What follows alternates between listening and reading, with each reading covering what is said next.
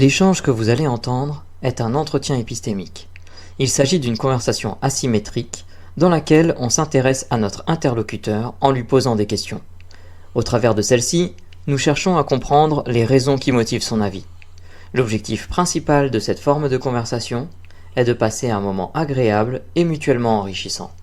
Plaisir, je vais pouvoir discuter avec Jésus. Depuis le temps qu'on me dit que Jésus est paix et amour, j'espère que la discussion sera de même. Déjà, Jésus, est-ce que tu passes un bon week-end? Excuse-moi, Russell. Ça va, j'ai passé un plus ou moins bon week-end. Attends, excuse-moi, il y a Gibbs qui me pose une question. Je te souligne qu'il pourrait être intéressant d'appuyer sur le fait de l'asymétrie dans l'échange. Oui, tout à fait. C'est vrai que la discussion va être asymétrique, Jésus. C'est-à-dire que moi, je vais pas donner mon avis. Je vais beaucoup te questionner. Je vais utiliser des petits outils ou des reformulations pour être sûr de bien comprendre ce que tu dis. Voilà, c'est un peu perturbant quand on n'a pas l'habitude, mais voilà, c'est plutôt, c'est pas très dérangeant. En tout cas, j'espère pour toi que ça ne le sera pas trop. Ça va. Ça te convient? Convient, ouais. Bon, bah c'est cool, c'est cool. Donc tu me disais que tu passes un bon week-end. J'espère que tu vas passer un encore meilleur week-end après cette discussion. Donc toi, tu es monté et tu penses quoi? Que c'est plutôt un fait ou que c'est plutôt vrai cette histoire d'ISS avec la française? Ben moi je pense que ça continue encore avec l'histoire de le mensonge de l'homme dans l'espace et que ça sur la Lune. Tout ça c'est faux, tout ça c'est tourné en studio cinéma. Pour moi la station Mir elle n'est pas dans l'espace puisque la NASA ce qu'elle achète le plus ce n'est pas du carburant pour ses fusées, c'est de l'hélium pour des ballons. Donc pourquoi de l'hélium? La NASA utilise la majorité de l'hélium qu'il y a sur Terre. Pourquoi? C'est qu'ils envoient des ballons là-haut dans le ciel qui retombent au fur et à mesure, donc ils ont besoin d'envoyer beaucoup de ballons là-haut pour nous faire croire qu'ils vont dans l'espace. Mais ils ne peuvent pas. D'accord. Toi, t'es persuadé que c'est tourné en studio, mais néanmoins, ils utilisent beaucoup d'hélium pour envoyer des ballons dans l'espace, c'est ça? Pour nous faire croire qu'en fait, regardez, on voit la station Mir, regardez, on voit la station Mir, mais c'est pas la station Mir. Ah, d'accord. Et si c'est pas la station Mir, si je comprends bien, c'est des ballons sondes, c'est ça? Ça. Ok. Comment t'en es arrivé, toi, à penser que toutes ces choses-là sont tournées en studio et que la NASA utilise des ballons sondes pour faire croire qu'il y a une station dans l'espace? Parce que tout ça, c'est écrit dans la lettre d'Albert Pike, qu'il a écrit en 1871. Il a parlé de la NASA, etc., de tout ce cinéma, de faire croire à l'homme qui serait dans l'espace. C'est plus ou moins écrit comme ça, donc voilà. C'est Albert Pike, c'est ça? Oui, Albert Pike qui a tout prévu, la NASA, la Première Guerre mondiale, Deuxième Guerre mondiale, mai 68, dès 1871. Albert Pike était un grand franc-maçonnique qui a créé aux États-Unis le Ku Klux Klan. Ok. Ok. Et c'est en 1871 ou en 1971 qu'il a écrit le livre 1871, il a écrit la lettre d'Albert Pike qui se trouve dans un muséum, je sais pas quoi, à Washington. Ok. Et ce monsieur, c'était qui? Moi, je le connais pas, hein, excuse-moi. C'est un grand franc-maçon qui se faisait appeler le Grand Dragon. Ok. Voilà. Et qui a donc fait participer à la création du Ku Klux Klan. Et de la NASA. Enfin, qui a fait après son loge franc-maçonnique, a créé la NASA. D'accord. Parce que c'est pas en 1871 qu'ils ont créé la NASA, c'est ça? Non, c'est bien après, mais c'était déjà prévu. D'accord. Donc en 1871, ce monsieur a écrit une lettre. C'est le monsieur qui a formé le KKK, a écrit une lettre dans laquelle il expliquait déjà qu'il allait y avoir la NASA qui allait être créée avec des studios d'enregistrement, c'est ça? Exact. Il le dit plus ou moins dans ses mots de l'époque, oui, mais il le dit.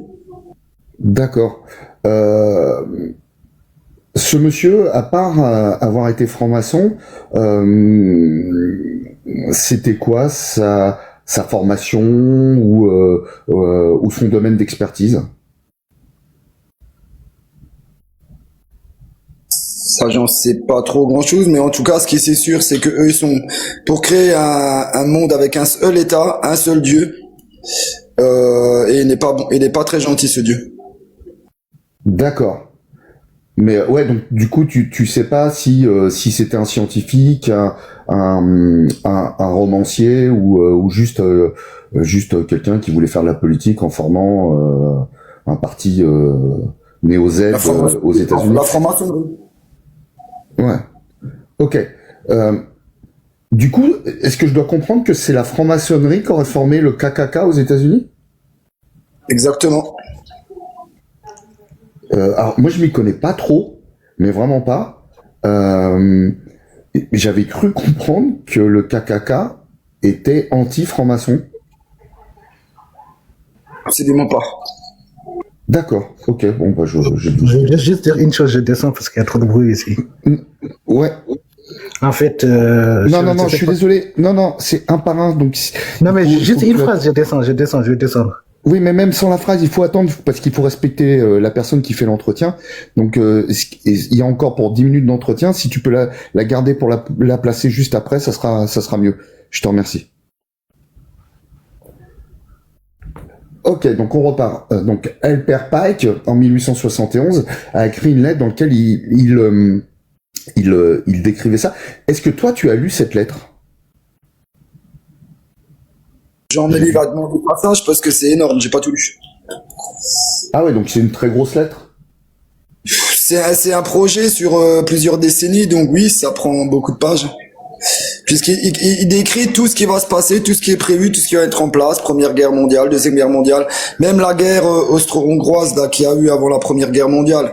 Donc on déclare comme je sais pas quoi comme guerre, tout ça c'était prévu. Emmanuel Macron élu président, tout ça c'était prévu. La Troisième Guerre mondiale qui va démarrer, tout ça c'était déjà prévu. Mai 68 était prévu. Tout est prévu d'avance. La Covid-19, c'était prévu dans leur plan machiavélique de créer des pandémies dans le but d'éradiquer des gens. Donc le but de diminuer la population mondiale, et cela est depuis longtemps. D'accord. Donc, si je résume bien, ce monsieur, dans sa lettre, a fait des prédictions qui se sont toutes avérées vraies? Pas des prédictions, c'est un plan prévu et qui s'est mis en place au fur et à mesure de ce qui doit être fait. C'est un plan qui est prévu de longue date. D'accord. Et dans ce plan, il est prévu qu'on crée une instance comme la NASA et qu'on ferait croire aux gens qu'on irait dans l'espace, dans des stations spatiales. C'est bien ça? Exactement. Ok. Comment tu sais que ce qu'il y a écrit dans cette lettre est vrai? La plupart des choses que j'y ai lues, alors que ça a été écrit en 1871, se sont réellement passées. La Première Guerre mondiale, le moustachu de la Deuxième Guerre mondiale, tout ça, il avait écrit. Comment cette personne l'a écrit, et toutes les autres choses qu'il a écrites sont forcément vraies puisque c'était écrit. D'accord. Mais toi-même, tu m'as dit que tu n'as pas tout lu. Donc comment tu peux savoir que tout ce qui est écrit dans ce que j'ai lu, j'ai regardé le passage avec la Première Guerre mondiale, Deuxième Guerre mondiale, c'était effectivement là. Ouais. J'ai vu le passage avec mai 68, c'était exactement là. Et j'ai regardé par rapport à la Troisième Guerre mondiale qui est prévue à notre époque. Ben c'est en train de se passer, hein, c'est en train de partir en couille. Ok. Et par rapport à la NASA, qu'est-ce qu'il y avait écrit dans la lettre? Bah en fait, c'est un projet pour endormir les gens et leur faire croire que qu'il y a des choses possibles d'aller autrement hors de l'espace, alors que c'est totalement impossible. Tu peux pas aller dans l'espace.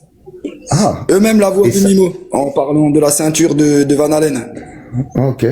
Et ça, le fait que l'être humain est incapable d'aller dans l'espace, t'en es sûr à combien de pourcents? On va dire 0%. L'être humain, 1000%. À 1000%. 1000, c'est beaucoup quand même. C'est bon, d'accord, 1000%, c'est vraiment énorme. Et il y a quelque chose qui pourrait te faire changer d'avis? Non. Non? Vraiment rien? Non. Vraiment rien. Et si toi-même, demain, tu pouvais aller dans l'espace, ça te ferait toujours pas changer d'avis?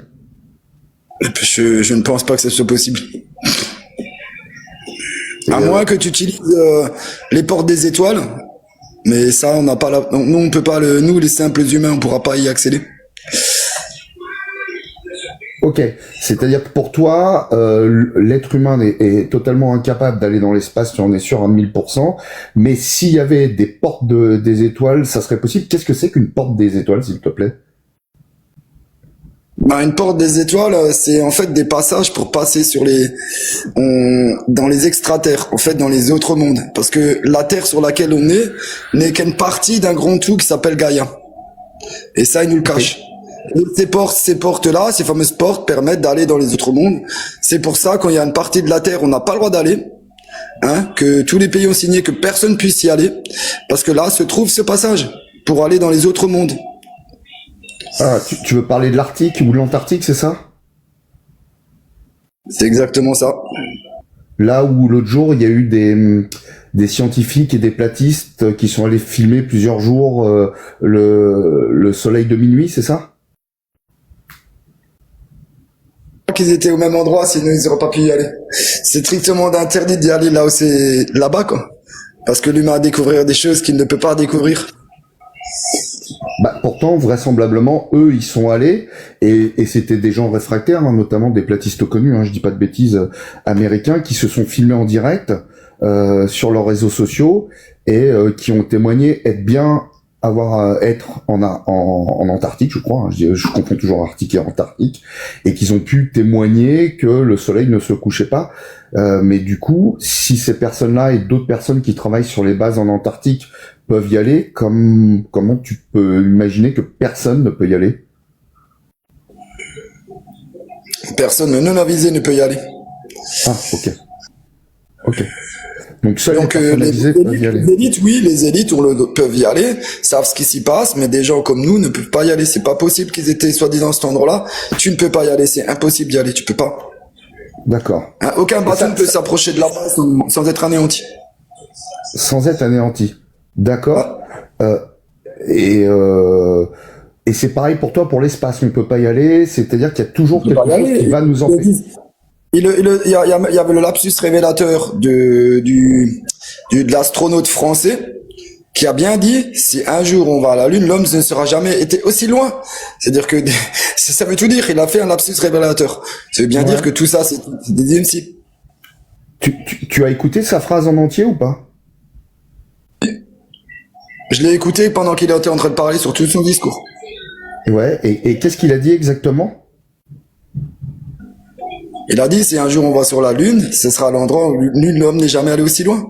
Donc ça veut bien dire que nul homme n'est allé jamais aussi loin. Ça veut bien dire que nul homme n'y est allé, si jamais on y va. Ça veut tout dire. Et après, il a été rattrapé, on lui a tapé sur les doigts. Et maintenant, depuis, on le voit presque plus. Tiens, c'est bizarre. Alors, moi, j'ai des copains scientifiques que je salue au passage, hein, les copains de la Science Squad. Je leur ai parlé de ça l'autre jour, et ils m'ont dit, mais non, il a absolument pas dit ça. Il a dit, la mission Artemis emmènera l'être humain aux confins, enfin, un endroit où l'homme n'a jamais été aussi loin. Et effectivement, je suis comme toi, j'ai douté, et je suis allé réécouter ce passage-là. Et je t'entends très mal. Tu m'entends mal? Je sais pas si c'est moi qui ai un problème de micro. Est-ce que les autres, vous m'entendez bien, Galactique? Pour nous, c'est bon. Bah, donc, alors c'est peut-être toi du coup. Donc je disais, vous, les vous copains. Y croyez, en fait, qu'on soit allé dans l'espace? Attends, je termine juste sur si tu le veux bien, sur l'histoire de Thomas Pesquet. Je suis allé écouter ce qu'il a dit, et effectivement ça confirme bien ce qu'ont dit mes copains scientifiques. Il a dit que avec cette mission-là, les êtres humains iront à un point dans l'espace si éloigné, enfin là où on n'a jamais été encore. Mais il a pas dit qu'on n'a jamais été sur la Lune. Là, on n'a jamais été, c'est ce qu'il a dit. Si, ils iront, justement, s'ils retournent sur la Lune, ils iront l'humain là où il n'a jamais été. Ça veut tout dire, là où l'humain n'a jamais été.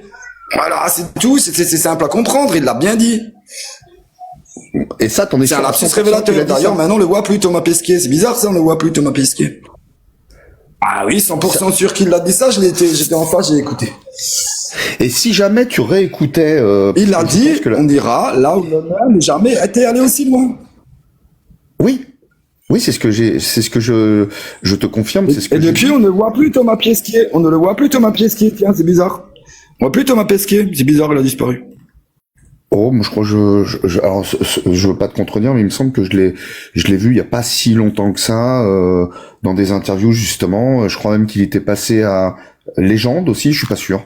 Après bon, je sais pas si on va le passer son temps à le voir tout le temps. Je pense qu'il a dit ce qu'il avait à dire. Mais qu'est-ce qui empêcherait l'homme pour toi d'aller dans l'espace en 2026? Tout simplement parce que c'est impossible. Et qu'est-ce qui le rendrait impossible? Ben, il y a un dôme qui est au-dessus de nous qu'ils appellent la ceinture de Van Allen. C'est un dôme, c'est une protection qui empêche tout de rentrer de l'espace pour pouvoir nous percuter et empêche aussi de sortir, bien sûr, puisque tu peux pas. Quand tu remarques des fois ils balancent des fusées, tiens, on dit elles explosent, on dirait qu'elles ont cogné quelque chose. Pourquoi en plus les fusées elles partent pas tout droit, elles partent dans un oblique, comme si elles partaient sur l'horizon au lieu de partir tout droit. C'est bizarre ça. S'il y avait une explication scientifique qui explique pourquoi les fusées ne partent pas tout droit, est-ce que c'est quelque chose que tu pourrais tenir comme intéressant, pas intéressant, ou complètement loufoque?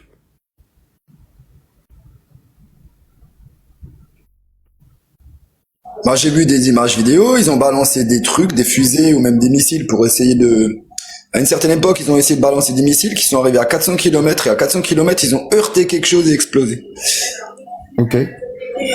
Et ça, tu l'as vu sur Internet, c'est ça? Ouais, c'est des essais qu'ils avaient fait pour faire je sais pas quoi, quelques années avant de pouvoir envoyer une fusée dans la Lune. Et ils ont regardé que rien pouvait passer, et finalement ils ont quand même réussi à envoyer une fusée dans la Lune, c'est bizarre. Et s'il y avait un pourcentage de fusées assez faible qui n'ont pas réussi à sortir pour des raisons techniques ou autres dans l'espace, et que la majorité des fusées qui sont envoyées dans l'espace, elles arrivent à aller dans l'espace, comment tu expliquerais qu'il y ait une grosse majorité qui arrive et une minorité qui n'y arrive pas?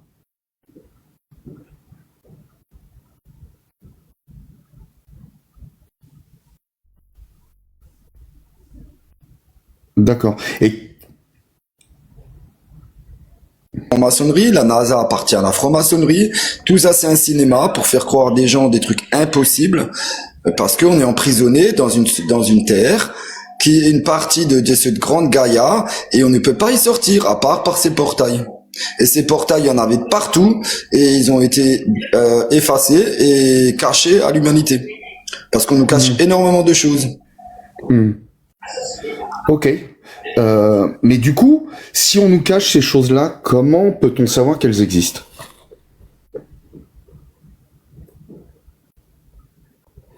Parce que ces gens qui cachent les choses travaillent pour des entités maléfiques, et il y a des entités qui travaillent pour le bien. Donc les entités qui travaillent pour le bien connaissent la vérité. Ok, mais comment ils la connaissent?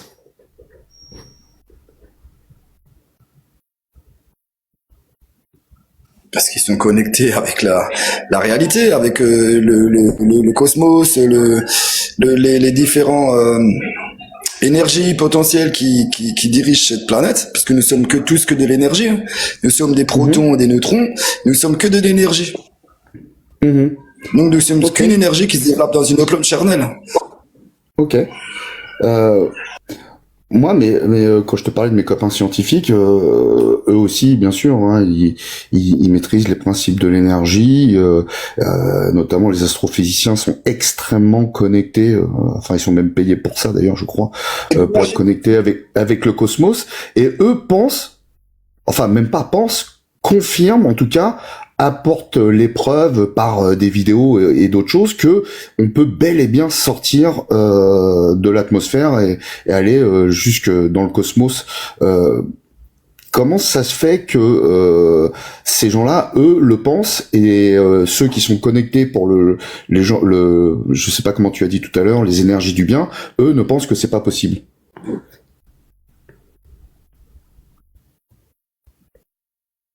Que c'est tout simplement impossible. Il y a un dôme au-dessus de notre tête. Et ça, tu le sais parce Il y a un que dôme, les gens... et si vous voyez bien, si vous réalisez bien, quand il pleut, Quand il pleut, il y a du soleil en même temps, il y a un arc-en-ciel. Et l'arc-en-ciel, tiens, il est voûté le machin. C'est bizarre ça. Et il faut savoir que la lumière se reflète sur quelque chose, et elle se reflète sur la forme sur laquelle elle est reflétée. Et cette forme, elle a bien, comme s'il y avait un dôme au-dessus de nos têtes quand tu vois l'arc-en-ciel. Ah tiens, on dirait qu'il y a un dôme. Et s'il n'y avait pas de dôme, qu'est-ce qui pourrait expliquer que l'arc-en-ciel a une forme arrondie?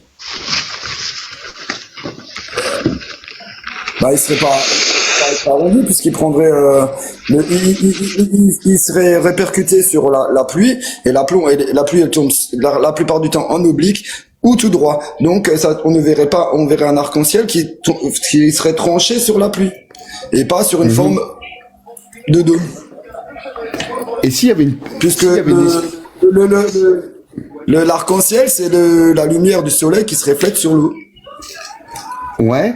Alors de ce que j'ai compris, moi de l'arc-en-ciel, effectivement, c'est le spectre de la lumière qui passe à travers les gouttes d'eau et qui, vu à échelle humaine, je sais plus si c'est 17, 15 degrés ou je sais plus quel angle de vision, nous permet de voir ce spectre qui lui donne cette version arrondie, parce que c'est notre spectre de vision qui capte la lumière reflétée sur les gouttes. 42 degrés apparemment on me dit.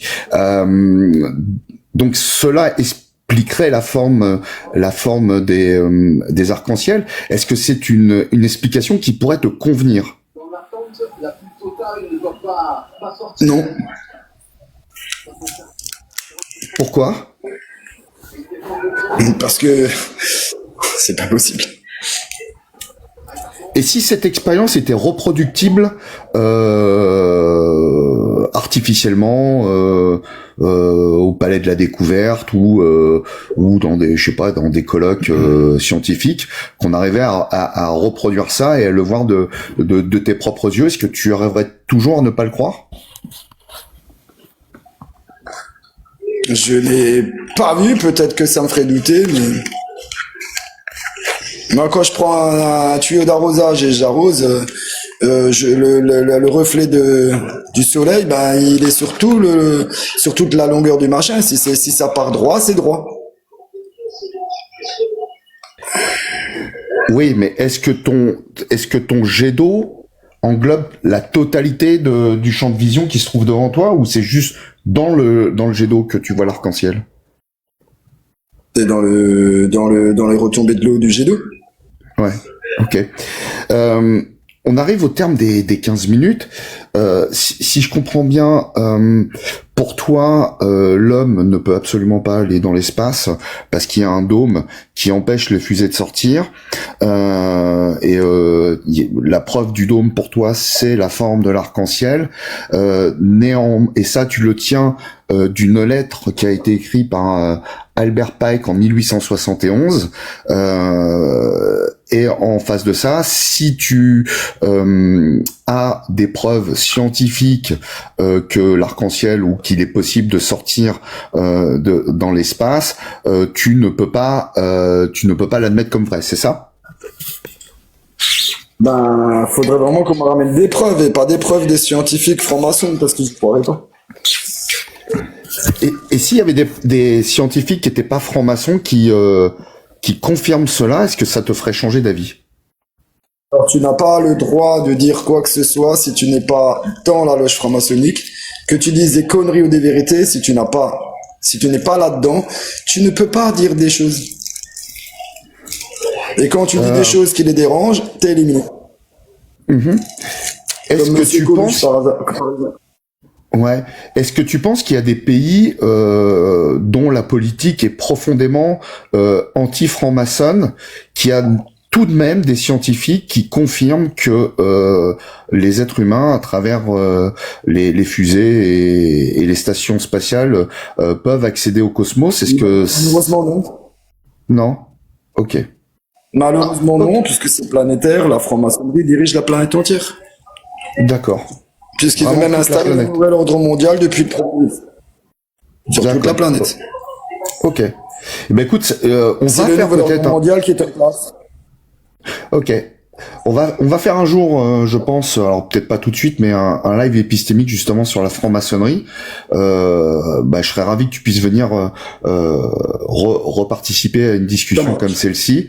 Je vais passer la parole à Galactique. Merci pour la discussion. Attends, c'est pas fini, Je vais passer la parole aux copains copines là.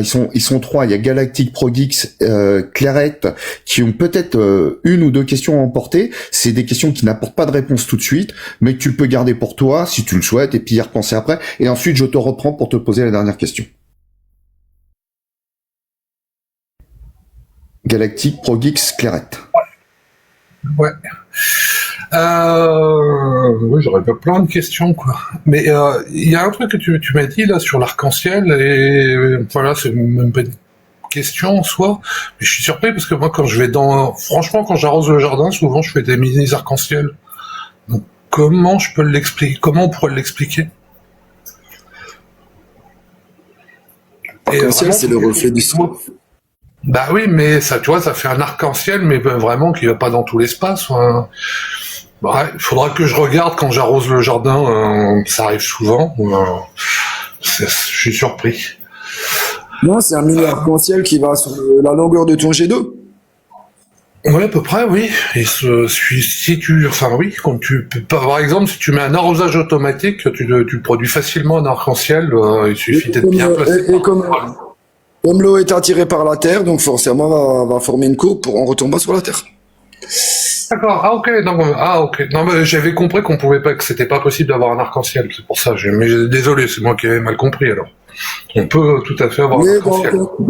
Si tu fais un jet d'eau droit, tu vois un truc droit. Mais il va forcément retomber à un moment, donc ça va faire une légère courbe. Ah bah il faut que l'eau elle soit sur un volume, effectivement. Oui. Faut pas un jet d'eau droit. Bon, ça je suis d'accord avec toi là-dessus.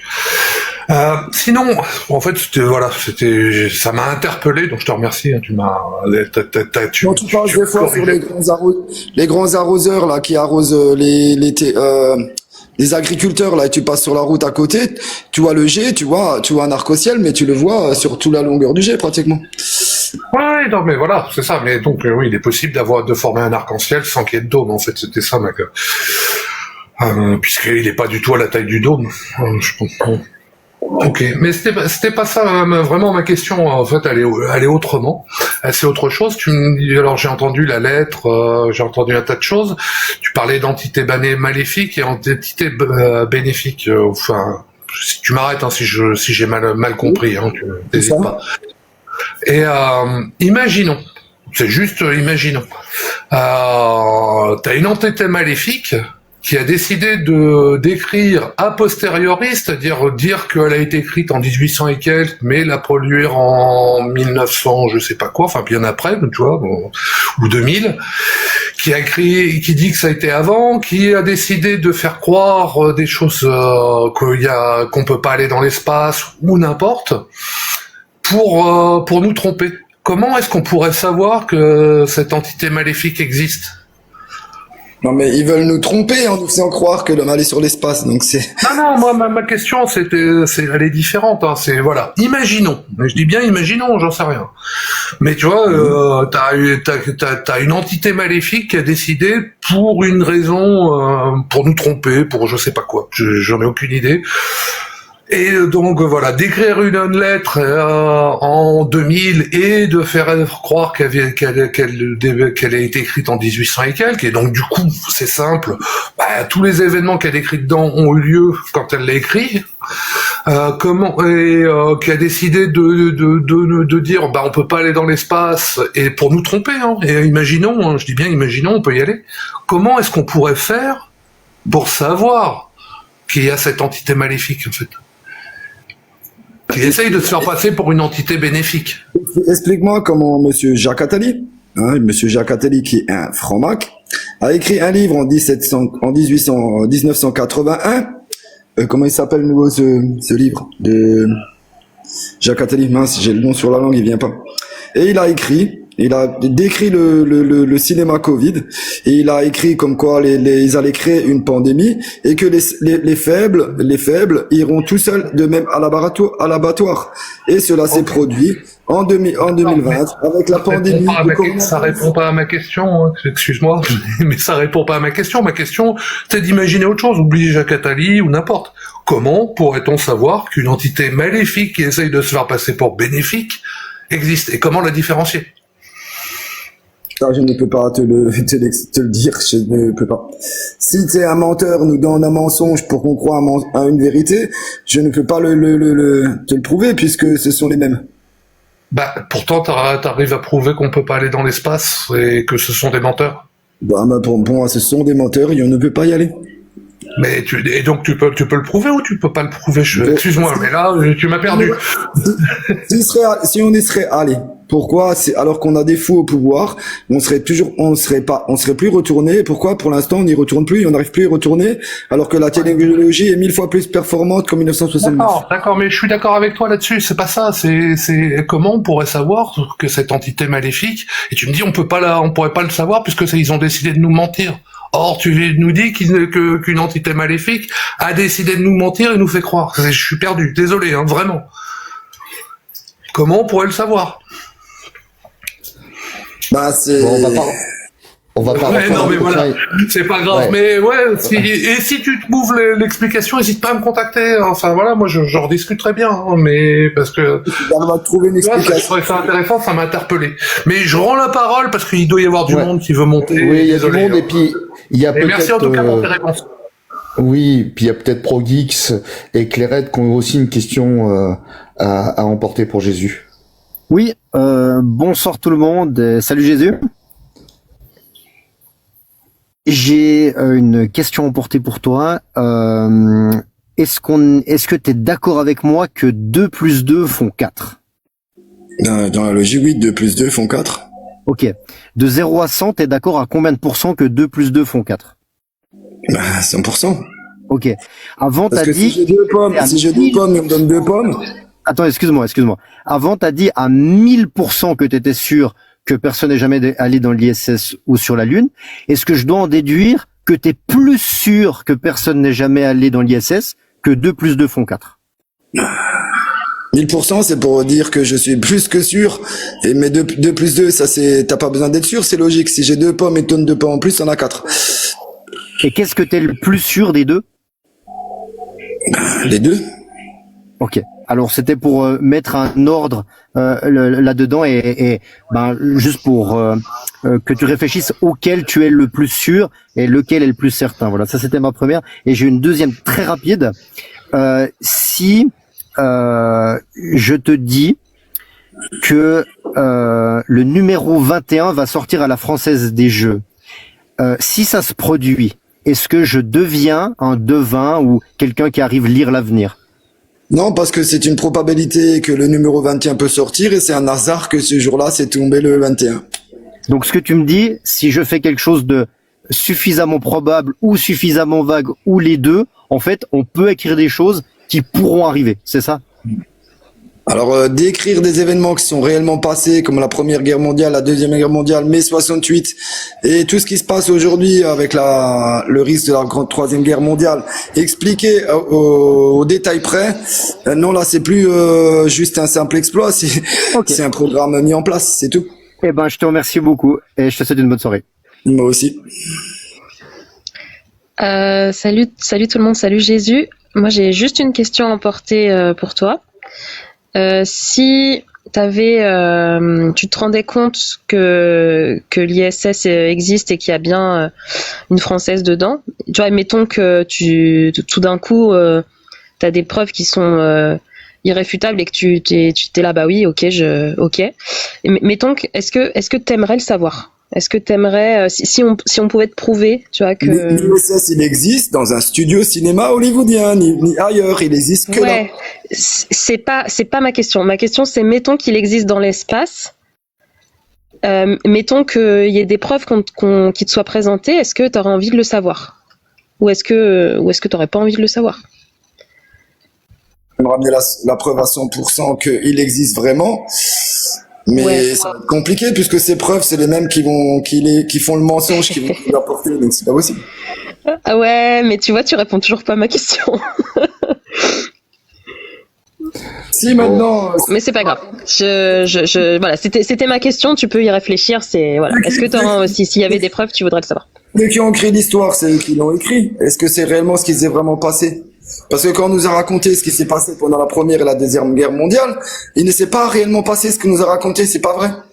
Comme par exemple les camps de la mort, ce n'était pas des camps de la mort, c'était des camps de travail où on forçait les gens à travailler pour l'effort de guerre. Top. Attention, Jésus, je tiens quand même à t'alerter. Attends, je reprends Clarette, je reprends s'il te plaît. Vas-y. Faut que tu fasses attention parce que les propos que tu es en train de tenir, sauf erreur de ma part, sont répréhensibles par la justice française. Donc voilà, ne les dis pas sur mon live s'il te plaît. Je voudrais pas être signalé par Pharos. Mais j'ai une dernière question. J'ai deux dernières questions. Dans ces personnes que tu considères comme des personnes qui travaillent pour le bien, y a-t-il une personne en qui tu as entièrement confiance? Moi-même. Oui, mais autre que toi. Oui. C'est qui? Si c'est quelqu'un de connu? Pas connu. Ils sont pas connus. Ah. Bon. Et si un jour ces personnes-là, en qui tu as entièrement confiance, viennent te dire, écoute, j'ai fait une découverte, on s'est planté, et en fait, l'ISS existe réellement et ça fonctionne. Est-ce que tu remettrais en considération ce que tu penses sur l'ISS ou pas? Je ne pense pas que ces personnes iront dire ça. Ok. Bon, je vais te poser la dernière question. Comment tu t'es senti pendant cet entretien? Bien, tranquille. Bon, c'était pas trop désagréable? Non, pas du tout. Et si tu devais retenir une chose de cette discussion, ça serait laquelle pour toi? Ah bon, on m'avait pas traité de fou, psychopathe, de complotiste ou de je sais pas quoi, donc ça va. Bon non, ici on traite pas les gens, on essaye juste de comprendre pourquoi ils pensent ce qu'ils pensent. Donc non, et j'espère que les gens dans le chat se sont bien comportés avec toi. Ce que j'ai lu, oui, plus ou moins. Bon, bah c'est cool. J'ai Clairette qui me dit qu'elle aimerait bien faire un entretien épistémique avec toi. Est-ce que vous pouvez vous abonner l'un et l'autre pour essayer de vous recontacter? C'est Clairette, c'est la dernière personne avec qui t'as parlé, la jeune femme. C'est là, tu t'en haut là? Ouais, ok. Ouais, c'est bon. Je me suis abonné à toi. Si on a l'occasion de se recapter pour discuter de façon plus approfondie, ça m'intéresse beaucoup. Ouais, bah merci beaucoup. J'ai vu que t'as commencé à me suivre. Trop bien. Moi, j'ai pas tardé à me parce que j'ai des trucs à faire, mais je peux bien encore rester 5 minutes. Non, bah je vais te libérer. Je te laisse redescendre tout seul ou faut que j'appelle la NASA pour te faire passer le dôme de la descente? Ok. Je te souhaite une bonne soirée et un